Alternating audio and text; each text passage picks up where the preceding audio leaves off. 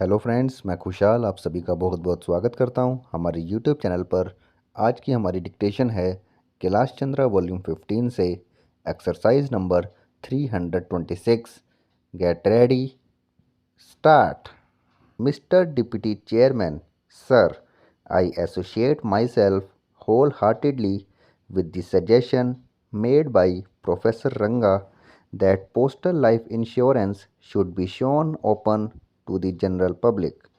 Incidentally, I may say that I am glad to find myself on this occasion in company with Mr. Bhupesh Gupta also.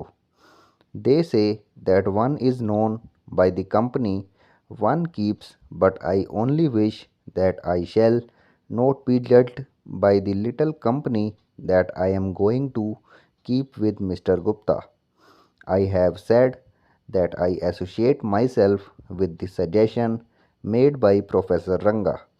I have called it a suggestion because it can only be suggested to the government to take such a step at some subsequent stage, because so far as this bill is concerned, this suggestion could not be incorporated therein. My friend Mr. Gupta has unnecessarily criticized the government for not having incorporated this in the bill itself. Though it is well and good to make the suggestion for the government to adopt, there can hardly be an occasion now for us to accuse the government for not having incorporated this suggestion in the bill itself, because postal life insurance cannot be thrown open to the general public by any amendment of the Life Insurance Act.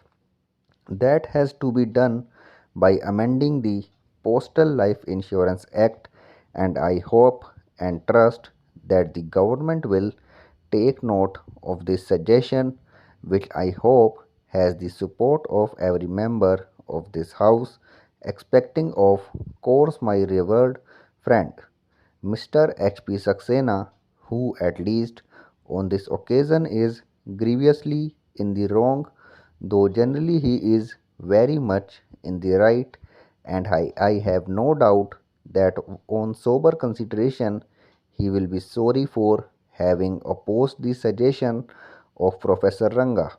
Sir, there is a general feeling in the country, a feeling with which most of the members, I believe almost every member here, would be in agreement that insurance business should be nationalized, though in due course, and I think the first step that the government might take in that direction is through open the postal life insurance to the general public. Thereby, we shall also be in a position to know as to how the government would fare in the business if it is undertaken on a large scale, because they are unable to put in the adequate organization. There is certainly one great advantage which will immediately accrue to the government, and which will be to the benefit of the existing policy holders and subsequent policy holders, and that is that the cost of insurance will considerably go down. Even at present, the cost of postal life insurance is very much less than the cost of ordinary life insurance, and if it is thrown open to the general public also, the cost will be reduced still further, and that will be not only to the advantage of the government, because the government will be having the advantage of all the premiums that will be accruing therefrom, but the policy holders will also have the advantage of the reduced cost. For these reasons, I once again submit that I wholeheartedly support the suggestion made by Professor Ranga, and the suggestion which has the support of Mr. Gupta also. With these words, I support this bill. Sir, I rise to support this bill, which is of a non controversial nature because the benefit of assignments and transfer of policies to the heirs is thought fit to be given under the amending bill, and that is very necessary. But while amending this bill, so many other points have been raised on which I would like to offer some remarks. Professor Ranga, that this may be extended to the general public.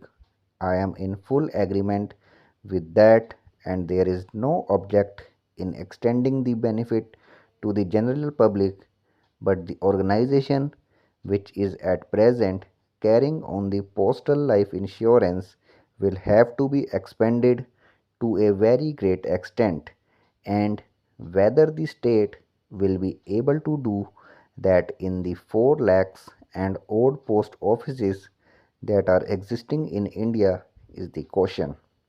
The second question is that some state governments have also their life insurance companies, and they are also having them in the public sector. All the states are under the government of India, and they can expand their activities all over the country. But even then, it is not done because every state has the responsibility of administration in one respect or the other, and I think the present duties which have fallen on each state to administer its own departments are too many for them to handle. The whole thing hinges on organization which has been established in the country on a large scale from which we have ousted the foreigners. Now, to have a parallel organization is good and there should be no objection, but we must assign priorities with what to do first and what to do next.